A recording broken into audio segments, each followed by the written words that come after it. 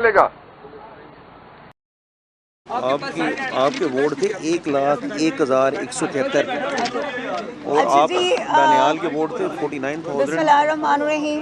या का नाबुदु व या का नस्ताईन। अल्लाह, हम तेरी इबादत करते हैं और बेशक तुझी से मदद मांगते हैं।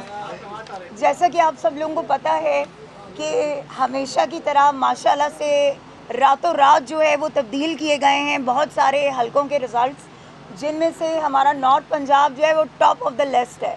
हमारे नॉर्थ पंजाब के जितने लोग, being the president for north Punjab, मैं यहाँ पे आप लोगों से बात कर रही हूँ, हमारे नॉर्थ पंजाब के तकरीबन जो सीट्स हैं उन पे जो है वो रैगिंग की गई है।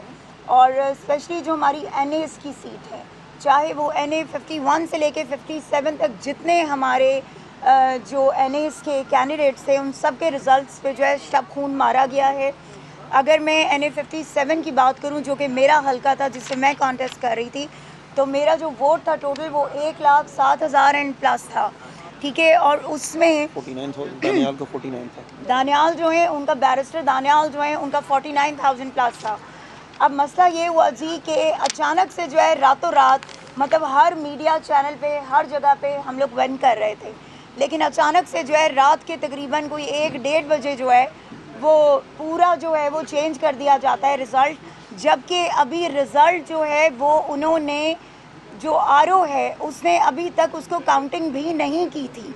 जब प्रिजाइडिंग ऑफिसर्स ने उनको रिज़ल्ट दिया तो अभी सारे बैग्स वहाँ पड़े हुए थे, कोई काउंटिंग नहीं हुई थी, और उसके बावजूद उन्होंने रिज़ल्ट जो है वो मीडिया पे चला दिया था।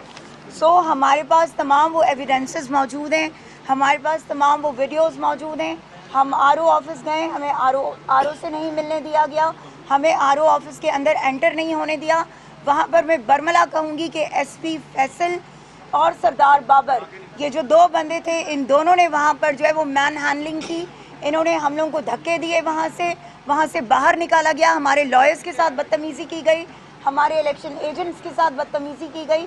और बिल्कुल ऐसा ही सलूक NA 51 से लेके 56 तक जो है ये सब ने यही जो है वो रिपीट किया है, हर RO ने। तो हमारे RO साहब तो खैर पिछले 3-4 दिनों से गायब हैं, किसी को नहीं पता कि वो कहाँ हैं, क्या वो मौजूद हैं भी या नहीं हैं। और जिस तरह से इस वक्त हमारे सुनने में आ रहा है, और कुछ वीडियोस भी मौजूद है कि जहाँ पर मुख्तलिफ RO ऑफिसेज में बैठकर टेम्परिंग की जा रही है और 45 फॉर्म जो है उसको चेंज किया जा रहा है। तो आज हम यहाँ पे इलेक्शन कमीशन में हमारी हेयरिंग थी, हम यहाँ आए हैं, हमारे पास तमाम एविडेंसेस मौजूद हैं, हमारे फॉर्म 45 मौजूद हैं हमारे पास, और बाकी कैंडिडेट्स के पास भी। सो हम सब ने आज मिलकर जो है यहाँ पर इलेक्शन कमीशन में जो है अपना केस प्ली किया है। उन्होंने हमें सुना है, 15 तारीख उन्होंने हमें दी है, एंड इंशाअल्लाह ताला वी आर वेरी श्योर कि चीज़ें बहुत बेहतर होंगी, क्योंकि स्टे हम सबको मिल चुका है। और अब ये मज़ीद जो है जो भी प्रोसीडिंग्स होंगी वो 15 को होंगी। इलेक्शन कमीशन का ये कहना है कि जो EMS सिस्टम तैयार किया गया है उसमें कुछ स्नैप ली जाती है फॉर्म 45 या 47 की, तो वो चेंज नहीं हो सकती, तो आप तो कह रही हैं चेंज की जाए? नहीं जी, ऐसी कोई बात नहीं है, बिल्कुल यहाँ पाकिस्तान में कुछ भी हो सकता है, ठीक है, पाकिस्तान में हर चीज़ चेंज हो सकती है। बात यह है कि फॉर्म 45 आपके देखें, जो कैंडिडेट्स होते हैं, कैंडिडेट्स को प्रिजाइडिंग ऑफिसर वो फॉर्म्स देता है, ठीक है, आपके पोलिंग एजेंट्स को प्रिजाइडिंग ऑफिसर जो है फॉर्म देता है, कोई और तो नहीं दे सकता। तो इतना ह्यूज चले, कहीं 1,000 की हो, कोई चंद वोट्स की हो, तो हम कहें भी, आप जिन्होंने, मसलन मैं हूँ, मैंने 50,000 से 50,000 प्लस लीड ली हुई है, आप कैसे उसको चेंज कर सकते हैं? और फिर हमें 47 फॉर्म क्यों नहीं दिया गया, हमें बुलाया क्यों नहीं गया, हमारे सामने काउंटिंग क्यों नहीं की गई, जबकि ये हमारा राइट है। सो हम इस केस को जो है एंड तक इंशाल्लाह लड़ेंगे, और जीत हम चुके हैं ऑलरेडी, सिर्फ हमने उस पर मोहर जो है वो लगवानी है। यहाँ से कह दें अगर ये जेली फॉर्म 45 बनाएंगे, हम क्रिमिनल केसेस करेंगे, ये दोबारा बनाते हैं फोर्जरी। भाई प्लीज आप बात करेंगे। अच्छा देखिए एक बात है कि अगर देखिए फॉर्म 45 तमाम कैंडिडेट्स के पास मौजूद है, और वो फॉर्म 45 हैं जो प्रिजाइडिंग ऑफिसर्स ने जारी किए हैं। अगर इसके बाद कोई प्रिजाइडिंग ऑफिसर या कोई रिटर्निंग ऑफिसर कोई जेली फॉर्म 45 तैयार करेगा तो उसके खिलाफ क्रिमिनल प्रोसीडिंग्स होंगी। ये क्राइम है, फोर्जरी है, ऐसा नहीं कर सकते कोई। जो भी फॉर्म 45 दोबारा बनाएगा वो जेलसाजी के ज़मरे में आएगा, और उसके मुतल्लिक we shall initiate legal proceedings, कानूनी कार्रवाई करेंगे हम उस बारे में। और हमारे पास तमाम दीगर जमातों के दिए हुए फॉर्म 45 मौजूद हैं, हमारे पास वीडियो क्लिपिंग मौजूद है जहां पे दीगर तमाम जमातों ने इस बात को तस्लीम किया है कि जो फॉर्म 45 हमारे पास है वो दुरुस्त है। आपको पाकिस्तान की अदलिया पे यकीन है कि हमें अदलिया से ही उम्मीद है और हमें उम्मीद है कि अदलिया हमारे साथ इंसाफ करेगी। इंशाल्लाह। आप तो मीडिया की तारीफ कर रहे हैं, मुस्लिम लीग नून का ये कहना है कि हमने वोट बैंक खातों को बढ़ा दिया, मीडिया ने वोट बैंक बढ़ाकर पेश किया है। किसका बढ़ा के पेश किया है? आपने पाकिस्तान तहरीक इंसाफ मतलब पाकिस्तान तहरीक इंसाफ का।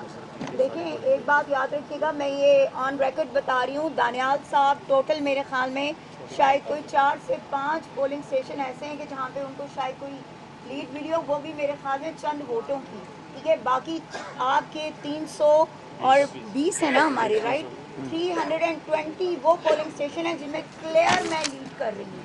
सो इसमें कोई जो है वो है ही नहीं। अगर हम ना कर रहे होते तो हम मान लेते। आज मैं यहाँ पर चैलेंज करती हूँ बैरिस्टर दानियाल को और अपने आरओ को भी कहती हूँ कि अगर वाकई में आप जीते हुए हैं और अगर आरओ जो है उसका रिजल्ट बिल्कुल ठीक है तो कुरान पे हल्फ उठाएं कि आपने ये किया है और आप वाकई में जीते हुए हैं, तो हमसे फिर आप आके बात करें। बिकॉज मैं कुरान पाक पे हल्फ लेके कहती हूँ, अल्लाह को हाजिर नाजिर जानती कि हम जीते हुए हैं, आप नहीं जीते हुए, आपने बेईमानी की है। और जो हमेशा आपका वतीरा रहा है, आपने हमेशा उस चीज़ को इस्तेमाल किया है और इस दफ़ा भी आपने हमारे तमाम कैंडिडेट्स के अगेंस्ट सिर्फ इसलिए क्योंकि हमारे जो फाउंडिंग चेयरमैन हैं, हम उनके सपोर्टर हैं, हम उनके वोटर हैं, हम उनके सिपाही हैं। सो आपने उस बंदे को मज़ीद जो है वो सज़ा देने के लिए, मज़ीद उस बंदे को तंग करने के लिए आपने ये काम किया है। लेकिन ये याद रखिएगा कि बानी चेयरमैन पाकिस्तान तहरीक इंसाफ और उनके सिपाही लड़ना जानते हैं बहुत अच्छी तरह से। अगर हमारे बानी चेयरमैन पनामा और उसके अलावा 4 हलकों का केस वो इतने साल लड़ के और वो जीते हैं तो इंशाल्लाह हम भी जीतेंगे। Thank you. आपको एक मैं बता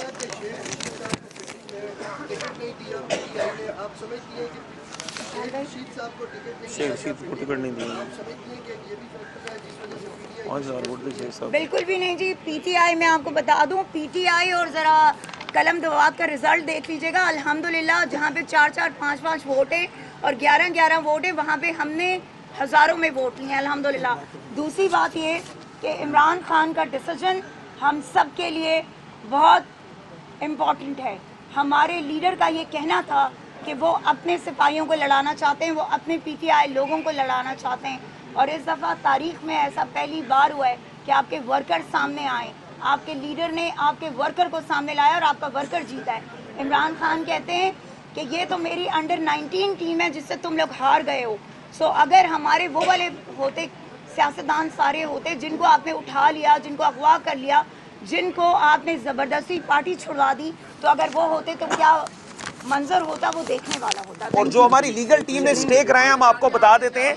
एक चीज़ आपको अर्ज कर दें कि जो स्टेज हुए हैं हमारी लीगल टीम ने कराए हैं। एक तो NA 57 से मैडम का अर्ज कर दिया, NA 54 से अजरा मसूद वाला भी स्टे हो गया है, PP 12 से साद अली खान साहब का स्टे हो गया है, PP 6 से जैन साहब का स्टे हो गया है और PP 22 से निसार अहमद साहब का स्टे हो गया है। हमारा ओवरऑल पूरे नॉर्थ पंजाब का स्टे हुआ है। मैंने आपको बताया NA 51 से लेके 57 तक सब जो हैं वो स्टे हुए हैं। ये देख लें कि कैंपेन ना करने के बावजूद, इन्होंने कैंपेन में इतने हर्डल्स डाले, उसके बावजूद अगर ये रिज़ल्ट है तो कैंपेन करने दी जाती तो रिज़ल्ट क्या होता। सो इनकी नींदें हराम हुई हैं और कुछ नहीं है। Thank you.